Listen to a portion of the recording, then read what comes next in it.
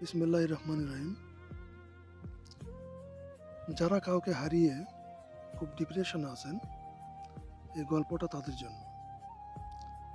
একটা পাখি আল্লাহর কাছে অভিযোগের সুরে বলল, হে আল্লাহ, আমি এত কষ্ট করে আমার ঘরটা বানিয়েছিলাম, তুমি কেন তাকে তুফান দিয়ে উড়িয়ে দিলে?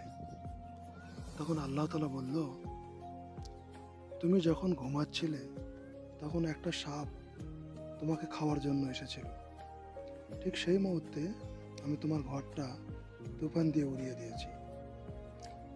অর্থাৎ আমাদের জীবন থেকে কোনো ব্যক্তি বা কোনো বস্তু বা কোনো কিছু আল্লাহ তাআলা তখনই কেড়ে নেয় যখন তা আমাদের ক্ষতির কারণ হয়ে দাঁড়ায়। এজন্য আল্লাহর সব কর্মে আমাদের সন্তুষ্ট থাকা উচিত।